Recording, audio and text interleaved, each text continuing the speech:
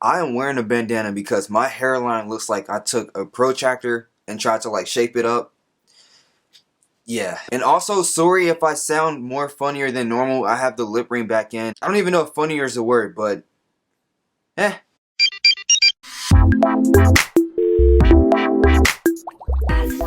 What is up, YouTube? It's DJ, and for this week's video, I'm going to be telling you guys a story which I suck at telling because I'm not a good storyteller. My life's not that interesting, but I thought I should share this story with you guys. Now, this story is about how I got fired from my very first job.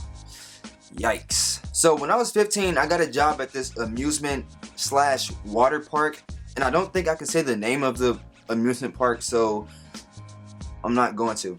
Deal with it. So basically, I got hired as a game associate, and all I had to do was really convince people to come over to my game station and spend their money on overpriced games. And I'm not gonna lie, our uniforms were fly as heck.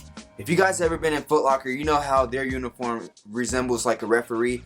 That's exactly what our uniforms look like, just minus the Foot Locker logo. They were Chanel, we were Walmart. Just put it like that. Now, we had this megaphone that was connected to all the speakers around the game station, and I was so nervous to talk into it because there were like literally thousands of people just walking up and down the pathway. Now, some of you are probably thinking, oh, DJ, you make YouTube videos for hundreds and thousands of people, so what's the problem? But it's different, okay? There's not thousands of people in my room.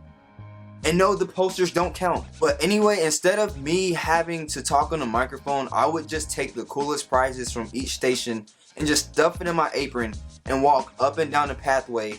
Or I would just play basketball because it was the best game in every station and it made the shift go by really quick. So one day it's raining and one of the supervisors, who was literally a year older than me, was like, we had to send one of you guys home, it's slow and blah blah blah. Now mind you, I've only been here for an hour, so I don't want to go home because that means I'm gonna have to call my mom for her to come back around and pick me up, and then I have to hear her complain about how gas isn't cheap and how she couldn't wait for me to turn 16 so I can hurry up and get my license. But what does my supervisor do?